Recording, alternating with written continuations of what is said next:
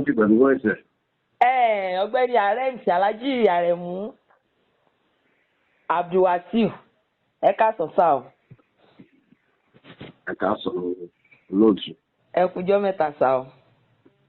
Ìjọba pẹ̀lú. Adẹ̀kú gbogbo rògbòdìyàn tó ń ṣẹlẹ̀ lágbólé fújì lórí ọ̀rọ̀ acapella báyìí o. Acapella.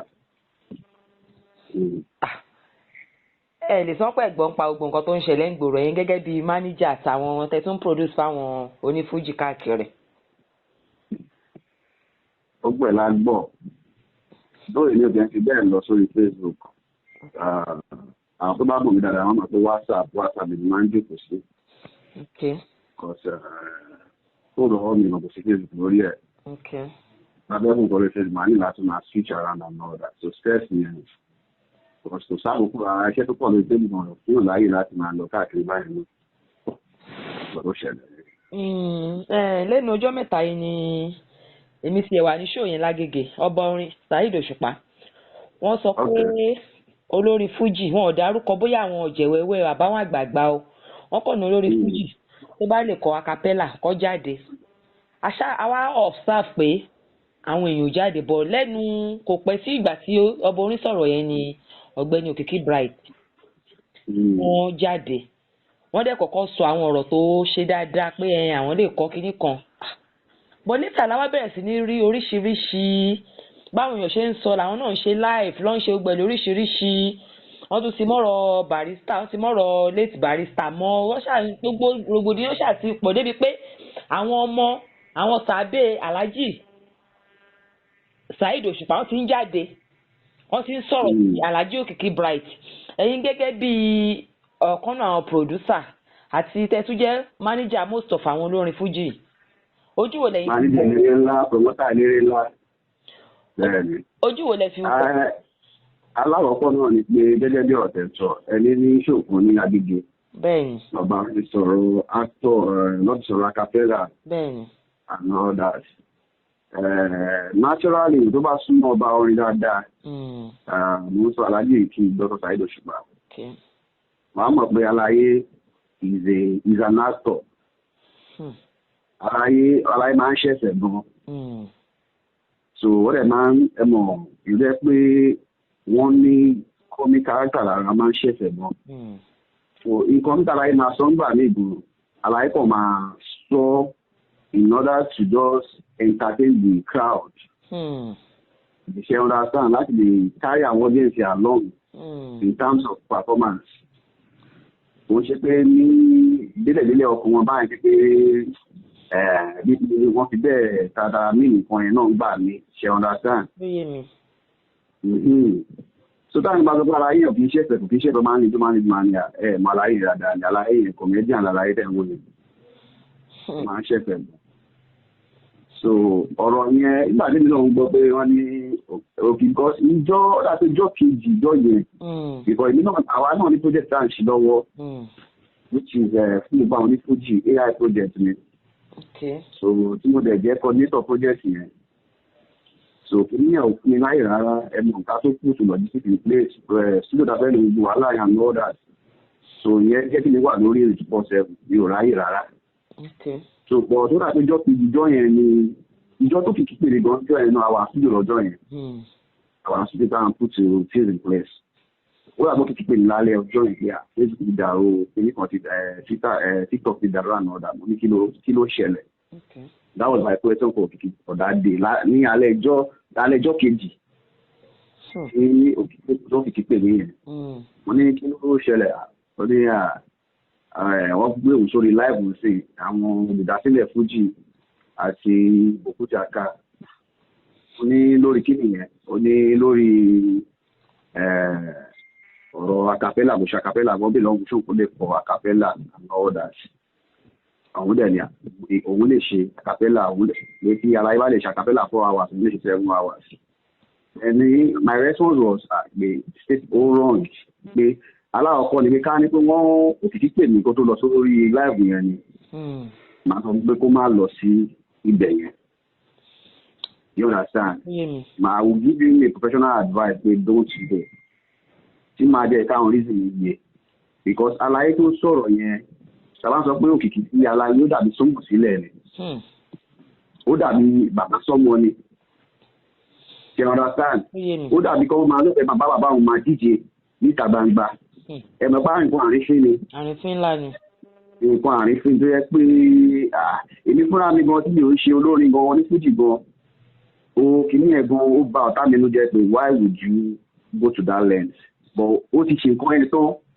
kó tó sọ pé mi ìdá àti pé kó tó lọ ṣe nǹkan ẹni ló pè mí ṣe understand ẹ̀mọ̀ ọ̀pọ̀lọpọ̀ àwọn olórin nígbà tí tó bá súnmọ́ yàn tó bá fẹ́ gbé ọ̀pọ̀lọpọ̀ ìgbésẹ̀ wọn bí wọn ní sọ fún yín wọn á kàn ṣìkọ́ tó bá wù wọ́n ni tó bá jẹ́ pé kí ní ìwà ti lọ rí bí òṣìṣẹ́ fún orí tí ò fẹ́ fọ̀ wọn mọ́ ìgbà ló máa ṣe máa jẹ́ kẹ́yìn máa mọ̀ bọ́ ọ̀pọ̀lọpọ̀ àwọn èèyàn tí ó mọ̀ tó jẹ́ àwọn ará àta wọ́n máa nígbàgbọ́ pé lágbájá tó ń súnmọ́ yẹn ló fún ní advice yẹn but àwọn tó bá ti mọ orí personality mi fúnra mi nǹkan mò ń sọ̀rọ̀ lórúkọ ara tèmi ni wọ́n máa mọ̀ pé èmi ò sí níbi kó bàjẹ́ fọ́mọlà kejì mi ò dẹ̀ sí níbi kọ́mọ kékeré lágbàlagbà fún ṣe understand àwọn tó mọ̀ mi dáadáa lè ní sọ yẹn o wọ́n lè máa gbẹ̀rù mi jẹ́lé níwèé máa ti dákọ̀ pé Alhaji Arenso dey like you can never support such character tọmọ mi náà tèmi jẹ́ pé o lè fún yàn nígbà báyìí ní support pé kó lọ máa yín àgbàlagbà fún àbí kó máa sọ̀rọ̀ sí anybody never.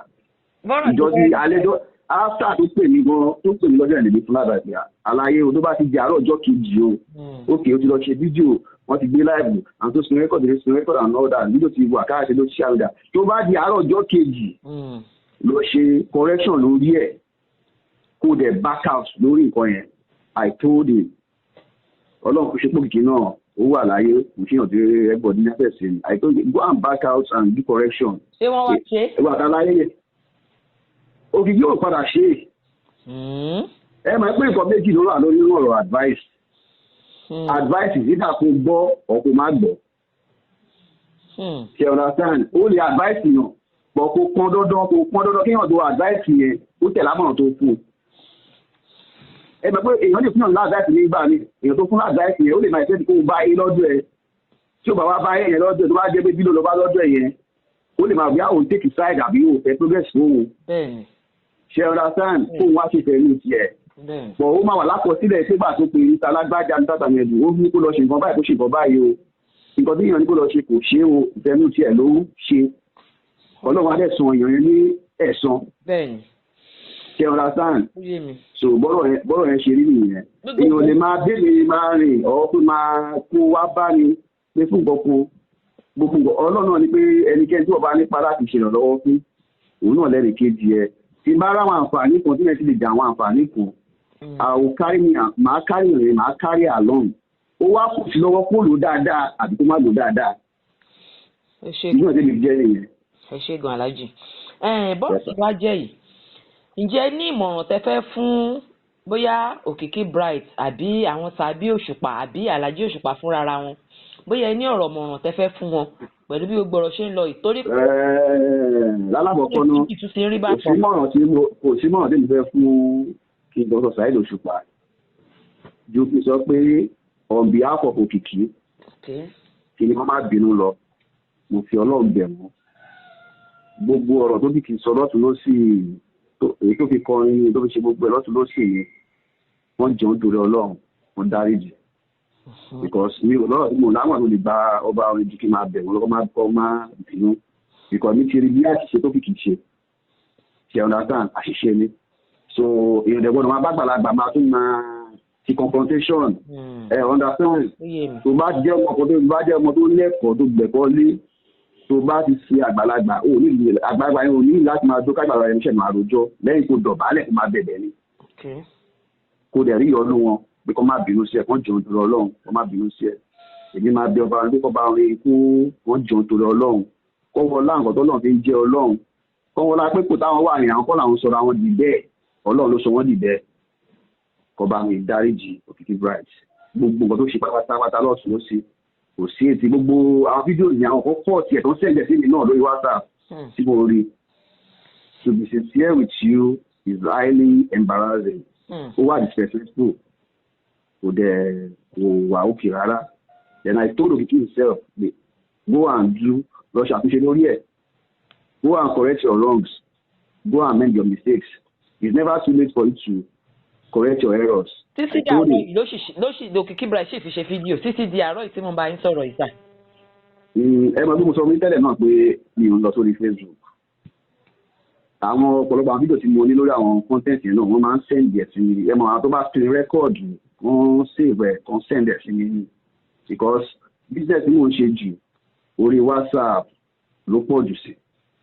Ṣé understand? Ó yé mi. So ká tó ṣe story, ká tó edit story, ká tó wide line tó máa ta story yẹn, ká tó broadcast, ká tó ṣe gbogbo ẹ̀ kò easy rárá. So ẹ mọ̀ mi ò lè máa pín ẹ̀ sọ́nà púpọ̀.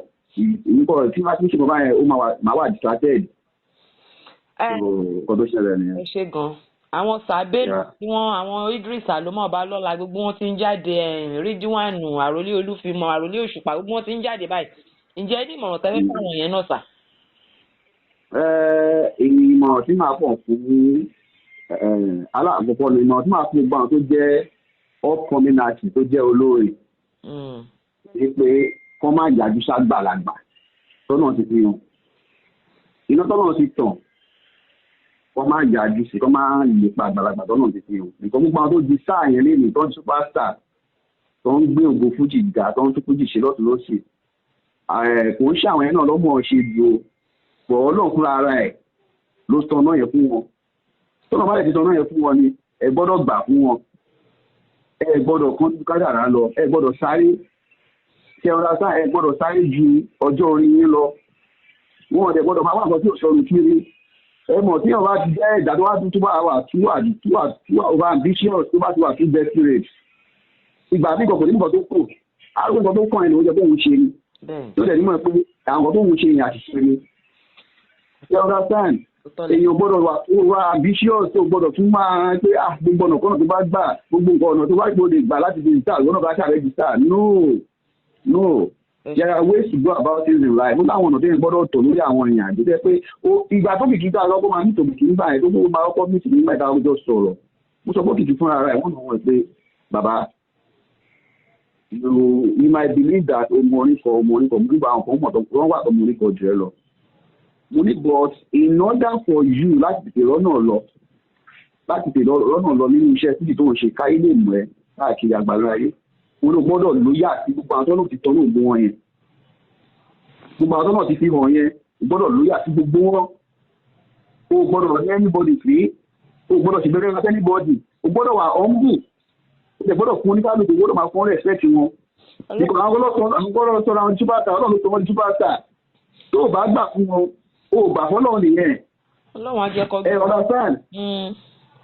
So àìtó òdìbò ṣe ọ̀rọ̀ yìí ọ̀rọ̀ ọdún ọ̀rọ̀ bí ọ̀rọ̀ 2023 ni ìgbọ̀gbà ẹmọdé láti Mẹ́kà tó wá kí mi lé adẹjọ́ sọ gbọ́rọ̀ yẹn wọ́n yóò tó be loyal to all of them kó ju ẹ̀rẹ́ kan lọ́jọ́ orí ìbọ̀ tó bá ti ní tààjù ẹ̀ lọ gbọ́dọ̀ gbà fún tó bá gbà fún ẹ̀ ọlọ́mọ àwọ̀ láì pé o kọjá ayẹ o ṣe lára o ṣe ọ̀tẹ̀ o ṣe rí kí wọ́n ṣe bàjẹ́ wọn Ọlọ́run á dá ọ náà lóhùn pẹ̀lẹ́pẹ̀tọ́ náà fún ọ náà. Ó ga ọ Ọlọ́run á jẹ́ kí àti Àlàjí Òkìkí. Ó ká gbà fọ́lọ́run ní gbogbo ẹ̀ ká gbà fọ́lọ́run ní ṣe kéré.